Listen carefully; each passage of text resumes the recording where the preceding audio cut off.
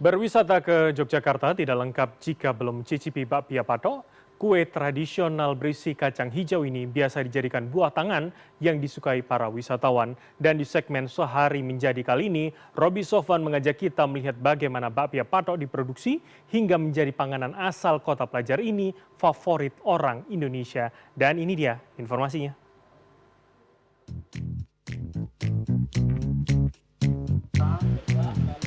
Kok nggak masuk-masuk?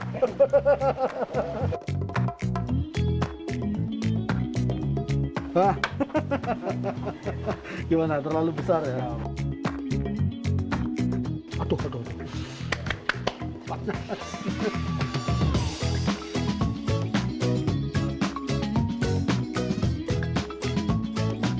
Jika kita mendengar nama kota Yogyakarta, maka yang terlintas di pikiran adalah tempat wisata. Ada Keraton Ngayuk Jakarta Hadiningrat, tempat tinggal Ngarso Dalem Raja Jawa, Sri Sultan Hamengkubuwono ke-10, dan yang tidak ketinggalan adalah jajanan yang paling banyak dijumpai di sudut kota Jogja, bakpia patok. Saya mendatangi salah satu tempat produksi bakpia patok yang ada di Kampung Sanggrahan Patok, Ngampilan, kota Jogja. Di kampung ini ada banyak tempat produksi bakpia. Salah satunya Bakpia Patok 25 yang berdiri sejak tahun 1948. Di tempat ini kita bisa melihat dan mengikuti proses pembuatan bakpia patok. Dari awal bahan baku diproses sampai jadi. Sekarang dengan proses produksinya saya langsung masuk ke ini, tempat awal produksi.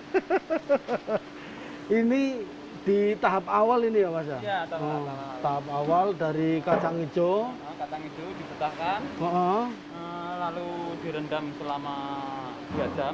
Ke sana. Awalnya bakpia patok hanya ada rasa kacang hijau. Namun dalam perjalanannya bakpia patok berkembang menjadi berbagai macam pilihan rasa. Ada coklat, keju, durian dan berbagai rasa lain. Kali ini saya akan mengikuti proses pembuatan bakpia patok kacang hijau. Jadi kacang hijau yang masih bulat itu terus dipecah seperti ini, lalu direndam. Selama 2 jam. Ini merendamannya, proses perendamannya selama 2 jam. Lalu dicuci bersih seperti ini, Oh. dipisahkan antara kulit dan isinya. Oke. Lalu disaring, dimasukkan ke tempat juga seperti itu. Itu fungsinya disaring gini biar pasirnya atau kerikilnya itu biar Nggak ikut. Bagian dalam kacang hijau yang berwarna kuning akan diolah menjadi isian bakpia. Sementara untuk kulit luar akan dijadikan pakan ternak kambing. Ini kayak distribusi air bersih ya. Airnya gede banget kayak gini, cepat. Kacang hijau harus dicuci 3 kali. Dari tempat perendaman dicuci, disaring, kemudian dipindahkan ke bak penampungan yang lebih besar. Dari bak besar kemudian disaring kembali untuk dicuci kembali di ember kecil. Baru kacang hijau ini siap untuk diproses ke tahap selanjutnya. Ini udah finish ya. Tinggal nimbang. Iya, tinggal nimbang lalu masukkan ke pengukusan. Oke. Nih. Bagian akhirnya ini setelah dicuci bersih. Tahap berikutnya masih proses pengukusan. Di tempat ini masih menggunakan kayu bakar dengan api sangat besar. Dalam sehari tempat ini memasak cukup banyak kacang hijau. Lihat saja pancinya. Banyak kan? Proses masaknya dengan menggunakan kayu bakar seperti ini. Terus rebus air.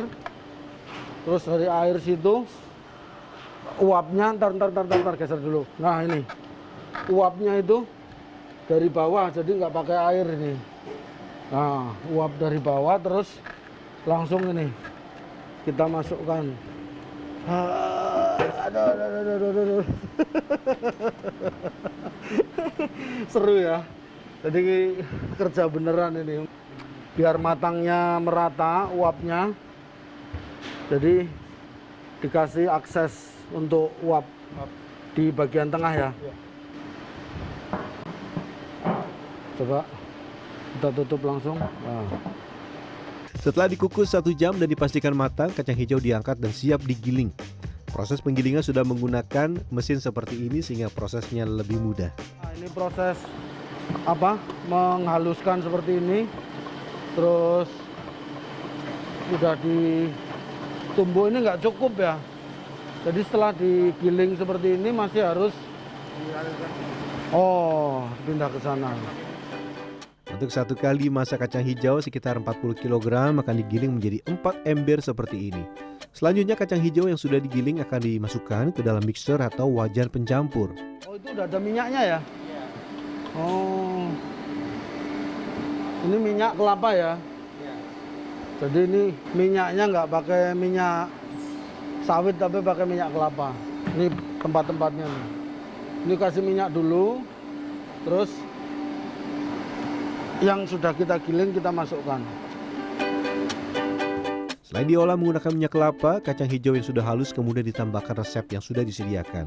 Komposisinya, gula, vanili, dan garamnya harus dipastikan pas untuk adonan 40 kg kacang hijau. Ini langsung masuk ke sini. Iya. Caranya? Diratakan aja. Oh, diratakan aja. Setelah kacang hijau dan resep bercampur, berikutnya tambahkan minyak kelapa dan gula. Nah, ini cukup sulit ya untuk dilakukan oleh pekerja baru, harus yang sudah berpengalaman. Nah, ini tuh tidak hanya dicampur adonan tapi sekalian sambil dimasak. Karena ini bawahnya itu pakai api tuh. Setelah selesai memproses kacang hijau, berikutnya tinggal membuat kulit bapia patok. Kulit bapia patok terbuat dari tepung terigu. Adonan kulit bapia patok itu sudah menggunakan mesin seperti ini. Ini tepung terigu. Ya. Oke. Tepung terigu. Ini sekali bikin adonan berapa banyak, Pak? Satu kali mesin ini. Itu satu adonan itu buat umum. Oh, gitu.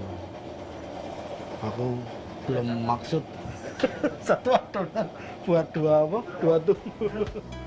Adonannya untuk kulit terdiri dari 20 kg per karung. Tepung yang digunakan juga tidak boleh sembarangan, melainkan tepung terigu khusus yang sudah di-open atau dipanggang. Selain itu, tepung terigu ditambahkan gula dan garam. Tepung terigu, gula, garam, air, dah sesuai takaran. Terus tinggal mesinnya dinyalain. Ini udah takaran segitu juga? Ya. Oh, airnya tadi segitu, udah ada takaran. Ini minyak kelapa. Ini relatif udah cukup ini ya, canggih pakai alat mesin seperti ini, tinggal nyalain ya Pak ya? Ya. Setelah dicampur, adonan harus didiamkan selama beberapa saat agar mengembang. Lanjut, digiling menggunakan alat seperti ini. Setelah digiling tinggal dipotong-potong untuk siap digunakan membungkus adonan kacang hijau. Hehe. Nah, ini udah jadi, tinggal kita bawa ke tempat untuk proses pembuatan. Ah, ini, sudah rame banget ini. Sampai ke tahap selanjutnya. Penasaran dengan proses ini? Saya selanjutnya mencoba memotong-motong adonan. Dan sudah bisa ditebak, selain lambat, tentu banyak salahnya. Nah, ini kalau yang manual-manual seperti ini agak repot karena ukurannya ini harus ini ya.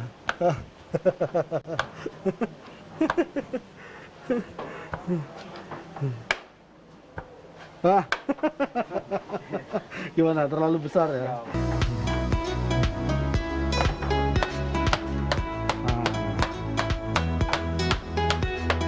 Tahap berikutnya tinggal mempertemukan kulit bapia patok dengan adonan kacang hijau. Pada tahap ini banyak sekali orang yang terlibat. Ada laki-laki dan perempuan yang bertugas membungkus adonan kacang hijau dengan adonan kulit yang sudah kita siapkan. Sudah mencoba beberapa kali, kelihatannya sudah cukup bisa ya. Gimana tadi Pak hasilnya Pak? Lumayan. Lumayan ya? Untuk pemula ya? Ini saya percobaan yang ketiga nih. Dari semua tahap yang ada dalam proses membuat bapia patok, tahap proses membungkus adonan kacang hijau dengan adonan kulit ini yang melibatkan tenaga kerja paling banyak. Pada hari biasa, ratusan pekerja terbagi menjadi beberapa shift. Sementara pada akhir pekan atau libur, jumlah pekerjanya lebih banyak lagi. Selanjutnya tinggal proses memanggang. Proses ini juga masih menggunakan cara tradisional, yaitu menggunakan arang atau bara api. Nah, yang menantang di tahap ini adalah proses di dalam ruang pemanggangan yang cukup panas. 1, 2, 3, 4, 5, 6, 7, 8 ya? Ada 8. Jadi satu orang megang satu ini ya? Oh, 2 orang. Satu ini 2 orang. Apalagi saat membalik bapia patok di suhu yang tinggi. Wah, ini dibalik semua Pak? Hah? Aduh. Panas.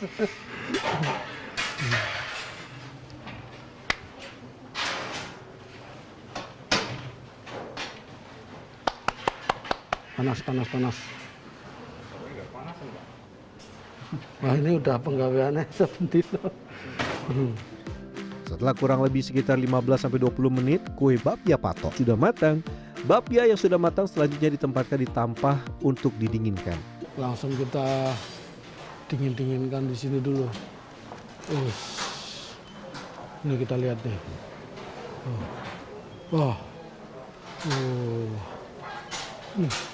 Saya udah ngikut dari awal, penasaran. Tapi ini masih panas banget. Isian kacang hijaunya itu lumer. Setelah didinginkan, tinggal pengemasan. 1 bungkus bapia pato rasa kacang hijau berisi 15 butir. Jangan lupa ya, beri label masa kadaluarsa. Bapia pato di tempat ini proses pembuatan dan bahannya tidak menggunakan bahan pengawet, sehingga daya tahannya hanya bisa sampai 4 atau 5 hari saja. Misi bapia panas. Ini yang masih panas nih, yang masih panas. Kanan Om Romi. Permisi. Ini nih yang masih panas nih. Wah, ini kita sudah masuk ke apa ini? Ini area tokonya cabang pabrik. Oh, gitu ya. Ya, Ya, kita ini langsung ditata, posisi masih hangat-hangat. Untuk harga, 1 dus isi 15 bapia pato original dibanderol 35 sampai 47.000. Sementara untuk yang kemasan premium harganya antara 50 sampai 65.000 rupiah tiap dusnya. ke Yogyakarta atau ke tempat ini itu tidak hanya sekedar makan bakpia atau membeli untuk oleh-oleh, tetapi di tempat ini juga bisa nikmati suasana produksi, suasana pembuatan yang ini lebih membawa nuansa kita di Jogja itu lebih berasa. Roby Sofanamin, Probokus Hartoyo, Yogyakarta. Wah, ini ada wingko, ada ini. Ini.